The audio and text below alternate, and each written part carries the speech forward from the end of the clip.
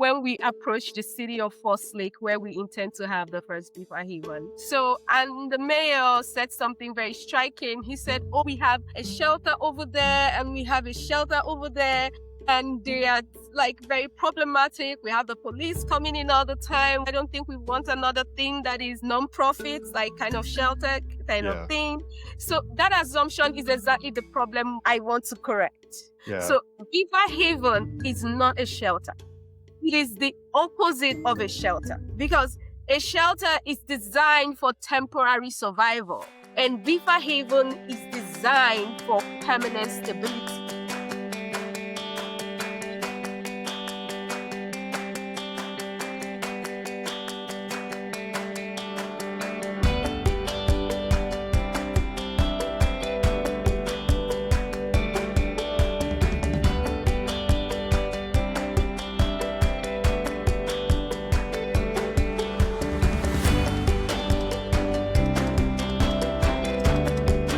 Hey everyone, welcome back to another episode of Activating Curiosity. I am Ryan Ware, and in today's bonus episode, we're going to meet and hear from someone that grew up in Nigeria and then relocated to the States and has spent her entire career focused on improving the lives of women who, where she was from, weren't given a lot of opportunity. They were commonly overlooked, the way society worked in that part of the world, and how she was seeing things sort of evolve throughout her career as an attorney and looking at things from a social impact, as well as being around construction her entire life due to what family members were doing in Nigeria. And today I have with me Nneoma Albert Benson. She is an international human rights lawyer. She is a social impact developer, and she is the co-founder and president of BEFA Women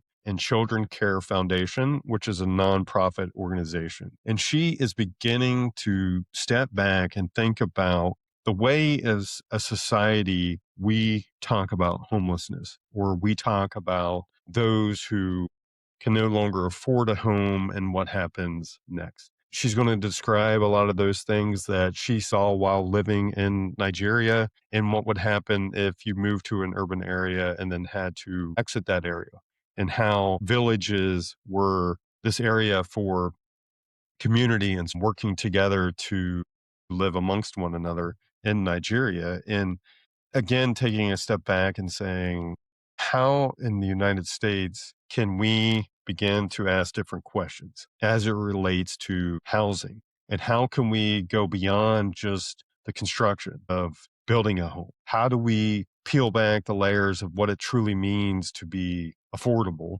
for someone who is living through a crisis or has been through a crisis situation and now needs to find a day two what it means to have a home? And how do you build it in such a way that is a permanent, sustainable way to live? How can we begin to think about it as a village, something that goes beyond just the walls in which we live?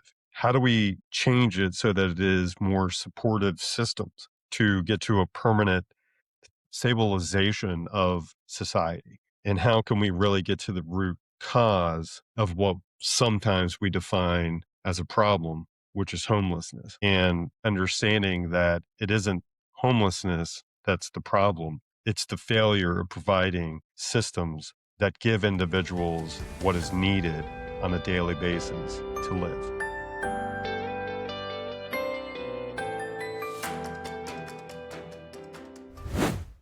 Hi, Nneoma Albert Benson. Welcome to Activating Curiosity. Thank you, Ryan. Yeah, it's nice to have you. I'm looking forward to our conversation. So I wanted to have you on today to kind of dive into the work that you're really focused on today. But before we get into that, why don't we step back and talk a little bit about your past, which got you into the work that you're doing with BEFA and the BEFA Haven program. Thank you, Ryan. So, what got me into BEFA Haven? It started with my organization, BEFA Women and Child Care Foundation, which I founded back in Nigeria in 2009. Mm-hmm. And BEFA was founded because I was in an environment where patriarchy had done a lot of disservice to women and children. And it got to the point where women didn't actually have any voice. And women were expected to be a certain way. Women were expected to submit a certain way, and women were expected to live a certain kind of way. And that kind of suppressed the voices of women because women didn't actually have any rights at all, because women were just expected to submit themselves to however society deemed fit. So I had just gotten out of law school, and I just felt like, reading all the laws that were enshrined both in the Constitution, International Declaration of Human Rights, and everything, I just felt that those laws were seemingly like paper tigers because they just didn't have any effect on the lived experience of women in my environment. And that was what, inspired BEFA, because I believe that if women actually have these rights enshrined both in the Constitution and human rights declarations, why are we not living these rights? Why are we not allowed to have these rights? So that was the main reason why BEFA was born, because BEFA was actually supposed to bring justice, some kind of justice to women, and to be able to let women know, advocate for their rights and their children, and also the girl child, which had absolutely no rights at all. Because even some people in the government at the time, they just, they had this quote that the rights of women ended in the kitchen. So women were just seen as people who were just supposed to be in the kitchen, cook, clean, and just take care of the family, and that was it. So BEFA was born to make sure that women understood that they had rights outside the kitchen and that they were able to, empower themselves and be someone and be, human just like every other person else. So that was what inspired BEFA. And going on as a lawyer, I started to work. BEFA kind of started to grow because we had a lot of cases, human rights cases. We had lots of cases that bordered on domestic violence, which was seen as a family matter and not seen as a crime at the time when BEFA started. And so we were able to make, criminalize people who were violating the rights of women, abusing women, and, bringing various forms of violence and abuse on women. So that was how BEFA was born. And then as a human rights lawyer, like advocating for the rights of women through BEFA, I kind of have sat across women who did everything right. They worked, they endured, they survived. And yet they were like one bad moment away from losing everything. Like it was just one moment away from losing everything, not because they were irresponsible, but because the system was never designed to catch them before they fall. Yeah. So I saw women who left abusive homes because that was what we started to advocate for. And the question was always, where do I go from here? Because there was nowhere to go. I saw mothers who were trapped in cycles of poverty simply because stability was never an option, only like survival. So, and I realized something uncomfortable, and we don't actually solve homelessness. We manage it. So I started to ask a different kind of question. What would it look like to build a system that prevents vulnerability instead of reacting to it? So that question became BEFA Haven. So BEFA Haven is not just housing. It's like an ecosystem, a place where like a working mother does not have to choose between paying rent and paying for childcare, where stability is not temporary, it is designed. So it is kind of where housing is paired with economic empowerment, community, and pathways to ownership. So we wanted to move away from the conventional type of housing where you're probably comfortable today because you have a job, and then in a couple of months you're homeless because you lost your job.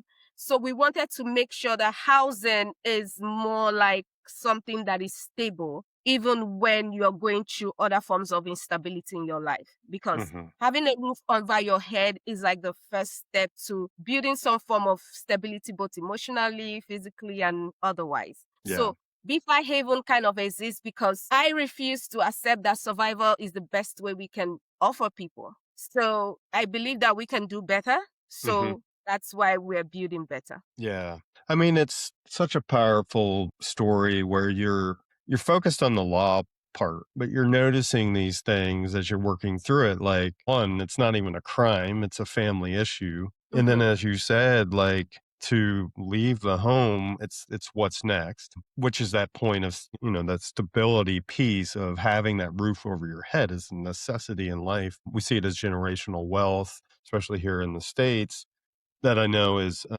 it's kind of that American dream that we talk about. But when you're talking about Nigeria, like there are laws put in place and just women are being overlooked. And, you're noticing that through your life, you're beginning to ask different questions. And something you said, I think is just so powerful is this managing homelessness. We don't solve it. And I think the word managing is like, that's the easy go to. Like there's just tasks and we just do A, B, and C, but it doesn't get to the root as you're discussing of like, why is it happening in the first place, and Right. how do we prevent it from continuously happening? As you said, you can be in one moment I'm here and the next moment I'm homeless because I'm living paycheck to paycheck. Uh-huh. So I think taking that step back and understanding kind of your journey, and correct me if I'm wrong, but you also got into construction, focusing on the construction side of it as well, beyond law and that social impact. Right. So before we kind of get to present day and talk a little bit more about that, when did the construction piece come in as part of this ecosystem like you're describing? Oh, okay. I have always had like, we did have a family business. My dad was, a lot into doing a lot of buildings and construction, Hmm. and which had already, sparked my interest because, yes, he was, and he did a lot of it in the humanitarian angle as well, trying to help people. He was building churches, he was building homes, and he was building stuff. So, that kind of piqued my interest because, yes, being working side by side with that family business, I kind of saw that most times people who came to either buy homes were people at a certain level of financial stability. So I realized that, building homes was not, no matter how many homes you build, was still people in certain levels of financial stability that could afford it. Hmm.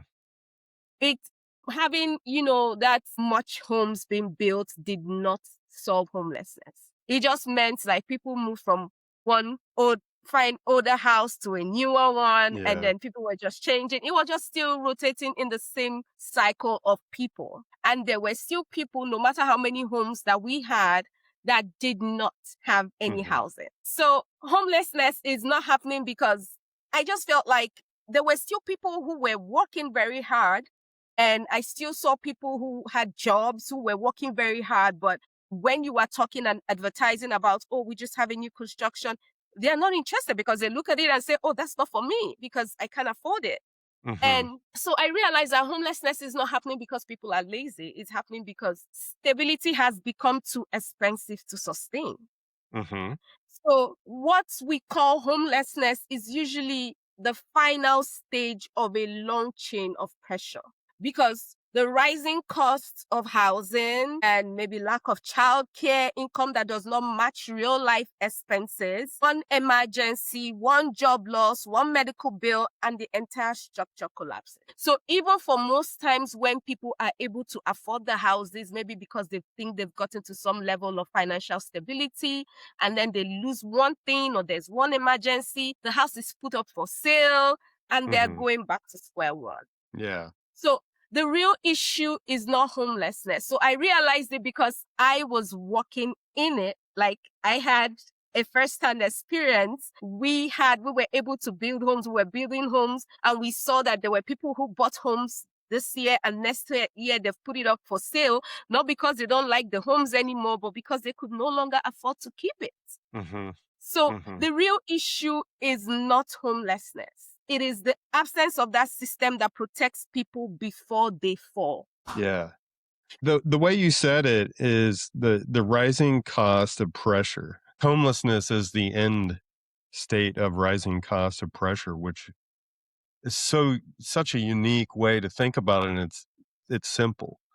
Correct. As you're describing it, and you're talking about that stability piece is how do you sustain that as you're mentioning it, right? Like it's so true, and we forget it's those daily things that we go through as humans, that pressure point of like, can I afford the food? Can I afford to pay rent? Can I afford, like, what am I sacrificing in giving up so that I can afford to do this other thing? Housing, healthcare, all of those things as a society tend to be that internal pressure that we feel.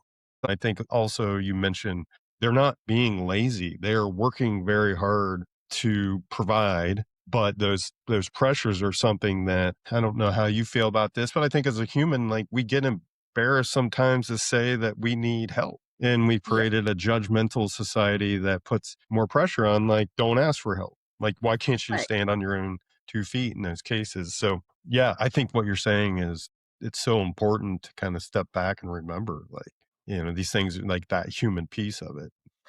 I discovered when I came into the US, there was something of which it's my experience from Nigeria, because when we built houses, people come in and they buy houses. And then when they have, like I said, some form of financial instability, they sell their homes and they move back to the village. Hmm. And moving back to the village in Nigeria was that is why we don't have as much homeless people in Nigeria like you have in the US. In Yeah. fact, the homelessness in Nigeria is, I'm going to say, like 5% or Mm. less, Hmm.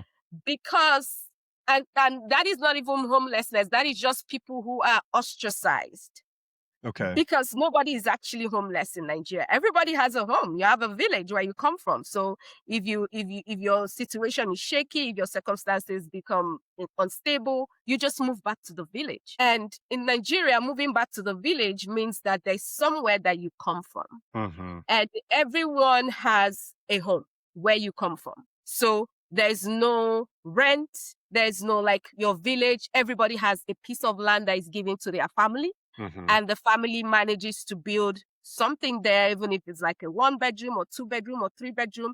Everyone has somewhere to put their head down, and there are no property taxes. There are no, like, anything. There are no utility bills, nothing. You just Hmm. have, it's off grid, So you know that if things, even if you move to the urban city, and your life starts to get shaky, you pack your things up and you go back to the village and you start afresh. Hmm. But I realized that in the US, that there is no village. Yeah. So there's no village. So Mom and get dad's unstable. basement, maybe, but yeah. Yeah, if things get unstable here on the streets. Right. Exactly. Yeah. Yeah. So I realized that this is a tiny piece that we can incorporate here that can actually give people some form of stability to start over. Hmm. So BEFA Haven tried to incorporate that village kind of scenery, Hmm. so that, when you believe that when things go south and things are not working well, sustainability and some form of stability actually help people to rethink their life and to rebuild better. Because I've worked a lot in rehabilitation, and I see that there is some form of stability or emotional stability when you have a place to start from, Yeah. when you have a place to rebuild from. So, and the real issue in the United States is not homelessness, it's the absence of systems that protect people before they fall. That's what I said the first time. Yeah. So, for me, the construction piece came when I realized that advocacy alone was not enough. Hmm. So, just advocating was not enough. There needed to be real life intervention. So, as a lawyer, I could fight for women, I could get them out of prison, out of abusive situations, out of injustice. But where do they go after? Hmm. Back into the same conditions that made them vulnerable in the first place.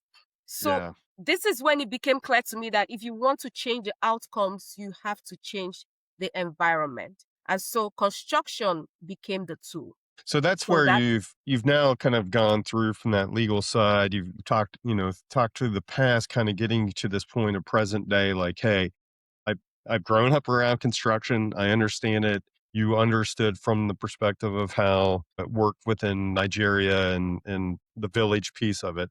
But mhm, something that you just stated, it sounds like it's at present day now of like, hey, what happens after, right? Like, I can fight as an attorney to help women with the justice side of it. Now they're coming out, or whatever the circumstance is, there's no day two other than potentially homelessness or some other alternative, as you said, that's going to put them right back into those situations and experiences that got them to where you needed to fight from the justice side. So now that we're at present day, BEFA Haven, as you mentioned, is this village. Now, talk a little bit about this construction piece, and because I think this is where it's really powerful for us in the industry to start thinking about how you talk about construction. Talk about those villages, where you're at today, and then we'll dive into what's really needed for the future success of them. Sure. Thank you, Ryan. So for BEFA Haven, we're not just building houses. So what we intend to do is to build stability. So our BEFA Haven is designed, like the communities are designed in such a way that people are supported, not just sheltered. Mm-hmm. So this system, we're building a system that works in their favor. And we're trying to eliminate the policies, or rather the projections that hinder them from going from this step to the other, or that kind of bring them back when they have any form of financial situation. So we're trying to eliminate, we identified, the things that work against people in this kind of situations, like buying a house, through mortgage, and then you're not able to pay in 2 or 3 months, and then there is foreclosure, and then you're back to square one. So we're trying, what BEFA Haven is about is to kind of change the environment, because if the environment does not change, the story does not change. Mm-hmm. So we are no longer interested in temporary victories. We want permanent solutions. So we are trying to eliminate, of course, the whole structure is, making sure that we're not involving the banks, making sure that we're not involving, like, making it into a mortgage where people are expected to be on a particular standard, and then they lose it, and then they go back without mercy. So Mm-hmm. the construction piece is actually where the vision becomes real, because it is one thing to talk about change, it's another thing to physically design it. Yeah. So construction for me is not just about putting up the buildings alone. It's kind of actually about engineering outcomes. So every layout, every system, every decision is intentional. And that intention is to make sure that whatever we are doing is sustainable, and that whoever owns a piece or whoever lives in the haven, they are not moving out because they can no longer afford it. They are moving out because they have something better that they believe is also going to project them into more sustenance, of which, of course, that is also a vision that we have going forward. So we're not just asking what looks good, we're asking what works for the people who live there. Mm-hmm. So in BEFA Haven, construction is being used to solve problems at the roots, which is what you mentioned the first time. We're talking about the root causes of the problems. Mm-hmm. And we want to make sure that we solve the problems of homelessness from the roots. So, and the question that we're asking is, how do we reduce the daily financial pressure on families? Mm-hmm. How do we design proximity so that childcare, work, and home life are not in constant conflict? How do we build in a way that supports long-term stability and not temporary relief? So this is all the questions that we asked while engineering BEFA Haven and the construction. We're also thinking sustainability from the ground up. So energy systems, water systems, food systems, not just as add-ons, but as parts of the infrastructure of the whole construction. So because, of course, we believe that true stability means people are not constantly exposed to rising costs they cannot control. So all of these are all the things that we put together in BEFA Haven. So that's why BEFA Haven is fully off-grid. And we're also making sure that whatever anyone puts down, like as to what we call rent, even though we don't intend to call it rent, Yeah. but Yeah, we don't intend to call it rent, but whatever anyone puts down as to what the society conventionally regards as rent is going to cover everything. It's going to cover utilities, it's going to cover childcare, and it's going to be able to make sure that it covers some form of insurance that they have in case they fall out of any job that they have, and give them that period to rebuild and, make sure that they are able to sustain themselves in that period of waiting. Yeah. So that's how it's all engineered. Well, I think something that saying that it's not going to be rent, I think is so powerful in that you're looking at it from a standpoint of like, there's day one of owning that house and then beyond of packaging this in a way where it's all inclusive, right? So the things that are required, again, we went back to this, what as humans we sacrifice: food, healthcare, childcare, or, someone's going to stay with the child and then not have the opportunity to go out in a career, or they're working multiple jobs. So I think just reframing in that way of like rent to mortgage, it's like what is the true cost of living to make it sustainable, like you're saying, and how you worded it was to prevent the failures that are happening in the system that aren't provided to lift people up in order to not have them feel like the need is to move out and end up in a state of homelessness. So I think just again, that's just something in the industry we go build. And when we think about day one cost, just getting that building taken care of. And you're looking at this like it is the entire life cycle of ownership of these homes. And almost I'm thinking almost like it's a walkable community. It's this like you're saying with the village where it's all encompassed. Everything is there that they will need on a daily basis with a support system of other humans where it seems like less judgment because everyone is going through similar things, and it is really just about the humans then at that point, not so much about like who's keeping up with their neighbors to be able to move out. But something else I think you said is powerful is like, we don't want them to move out because they can't afford it. You're building that system so that it's preventing that from happening to where they're able to work on a career that they want, have the childcare, have the systems in place to move out to another location that is showing that they're making it each step, that from their perspective, like we're surviving, we're sustaining, and we have that foundational piece put in place to move out of this community into a new community. So I think that is, again, going back towards like the construction piece is only one component of it. BEFA Haven is not just that. It is an entire community that is sustaining one another in order to kind of rise all ships, like get everybody the opportunities that they deserve to have as humans. Where you are currently with the programs, you mentioned Nigeria, you're here in the States. What is the next step that you're taking with these communities?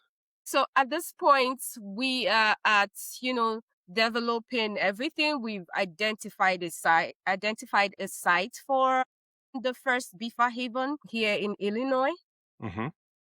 So we are actually in the process of, structuring, doing the engineering, the building plans and everything, putting everything together. So we're kind of in the pre-development phase, Mm-hmm. which is one of the most critical stages of a project like this. Mm-hmm. So we have fully developed the vision, we've done our research, the model, and the structural framework for BEFA Haven. So right now, the concept is not theatrical anymore, so it is mapped out in detail.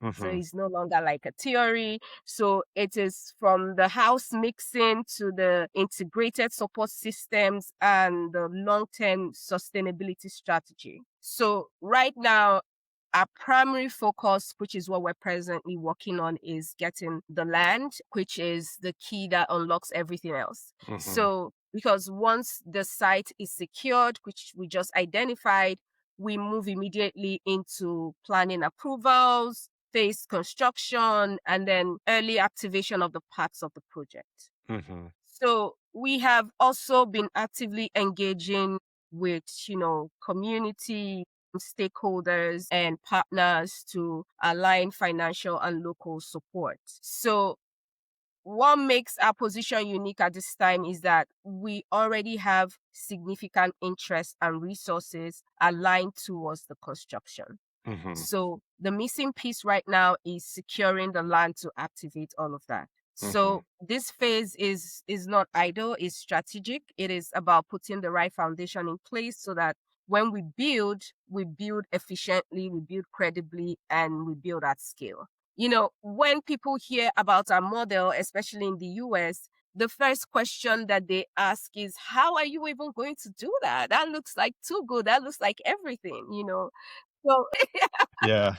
but the truth is, like, that is where my construction experience comes into play in real estate, because I can tell you, Ryan, real estate is a very profitable venture. Mm-hmm. Mm-hmm. So it's like, I think it still maintains like the top 3 or top 5 of, you know, the best investment places. Like, it's still real Right. estate.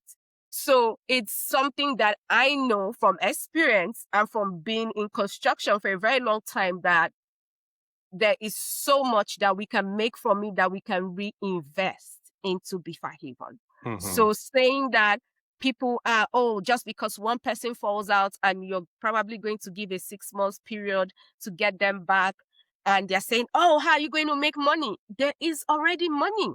So the construction itself, especially because of how BEFA Haven is engineered, we still have, you know, we still have, like, you know, shortlets. We're building the estate in such a way that people can still come in to experience it. People can still come in and pay for, like, you know, a month or 2 weeks to live in the environment, experience it. And all those resources that we make in that, we're still going to put it into BEFA Haven. We're still going to put it into supporting people who we know that sometimes people fall out for a couple of months Mm-hmm. and they might not be able to make the payments, and they will still have to be in the haven. We still have to help them up, which is what the community is about. This is what the village is about. Right. So that is how we intend to make those resources, and that's where we're at the moment. Yeah. So you've got the funding side. It's really the land acquisition then, and then getting the local communities to understand what it is that you are going to be constructing. Is there, you know, as we think through, here's present day, and we're starting to think like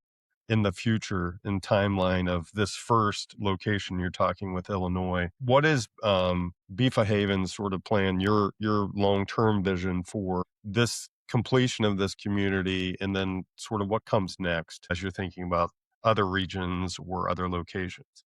Okay, yes, of course. So we're building BEFA Haven in such a way that we can replicate it. Mm-hmm. So we're doing a model that can be replicated across not just in Illinois, but that's why I said we are building it in such a way that people all over the place can come and experience it Mm-hmm. and then see that, oh, this is actually something that works. And then we can be able to replicate it. So BEFA Haven is the model. So the one we're doing right now in Illinois, we're planning right now, is going to be the model. So this is where we demonstrate actually that housing can be designed to eliminate vulnerability, not Mm-hmm. just respond to it. So what comes next after this is the scale. So once we establish that this works, the goal is to replicate and adapt the model across different cities and communities. Mm-hmm. So the vision is not a one size fits all solution, but is a framework that can be customized based on local needs, Mm-hmm. you know, while maintaining the core principle, which is housing must come with built-in stability. That is our core principle. Yeah. So it's something that we're going to maintain even as we try to replicate it across different environments based on what their local needs are. Mm-hmm. So we also see BEFA Haven influencing how developers, lenders, policymakers think about housing.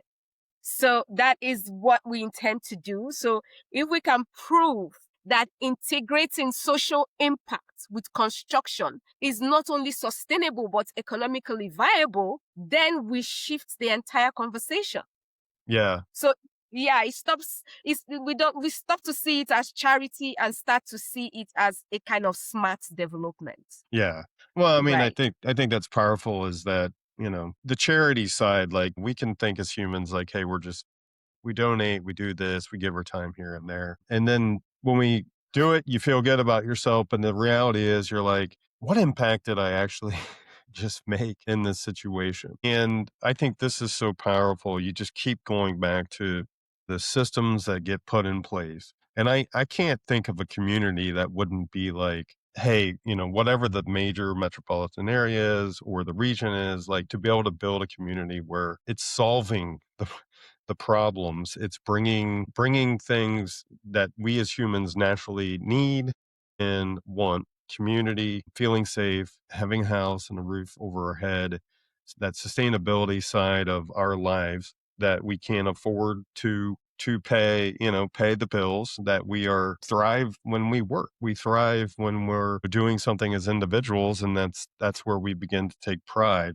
versus this constant pressure that you were talking about. So I think as you're getting into that next phase, I'm thinking, and you mentioned all of it, right? You got to get everybody involved, the policymakers, the developers. So this phase one is really that model. You're going to, was there a completion date that you're looking at, or a goal set based off of, getting the model complete? Yes, we do have by have our first um community members move in by 2029. Mm-hmm. So, which is where we expect that, people start to move in, because we have 2027 and 2028 to, finish up all of construction and put all the infrastructure in place. So by beginning of 2029, we expect that we have people start to move in. Although we believe that by the end of 2026, already start to have, people, we start to evaluate people who are eligible to move into the community, because of course we have criteria Mm-hmm. for moving into the community, because you have to be prepared, we have to understand that you have that need, so it's not just for, we're not building something that people just want to come and have it because they can afford it. No. So we're trying to make sure that it is actually the people who we believe need this intervention that get it. Mm-hmm. So Mm-hmm. that is also what we're trying to emphasize, that the interventions should actually go to people who need it. Yeah. So, and not just people who can afford it. So, and at the end of the day, by 2029, we believe that people can come into the Haven and experience it, because Mm-hmm. we want to move from a world where people are constantly recovering from crisis to one where crisis is prevented by design. And that is what BEFA Haven is all about. So what comes next is not just more buildings, it is the standard. And this is the standard that we hope that by 2029, people can come in and experience it firsthand. Mm-hmm.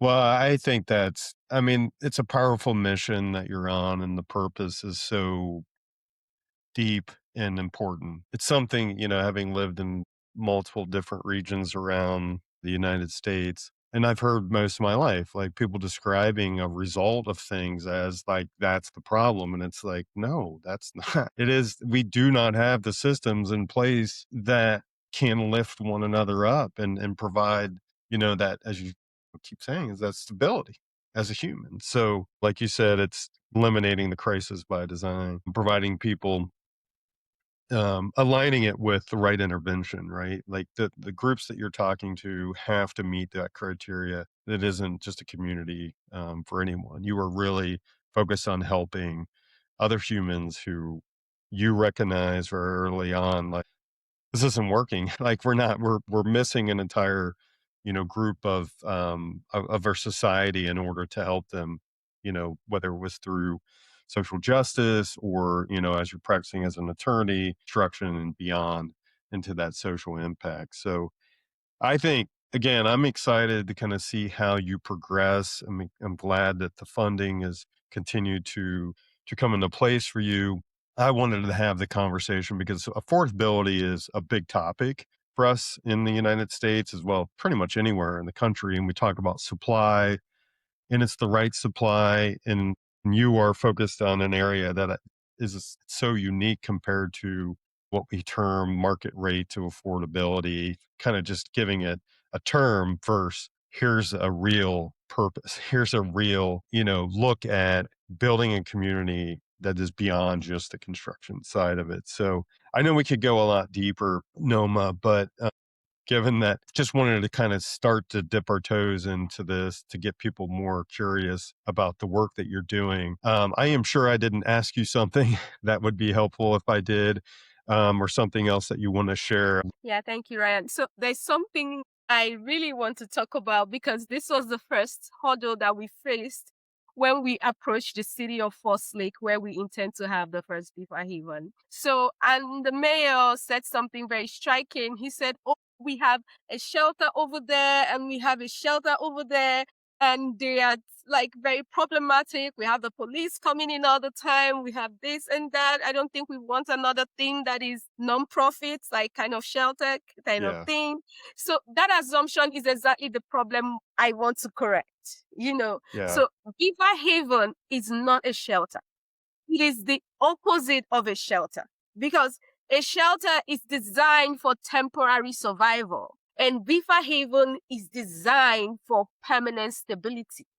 yeah, So we're not bringing in a transient population. We are building a structured mixed income community for working individuals and families who are already contributing to society, but are being priced out of stability. yeah. So the women and families we're designing for are not looking for handouts. Hmm. So they are working, they are raising children, they are doing everything society asks of them. They are paying taxes. So what they lack is a system that supports their ability to stay stable. Hmm. So these are the people that we're building for. And that is where Bifa Haven is different.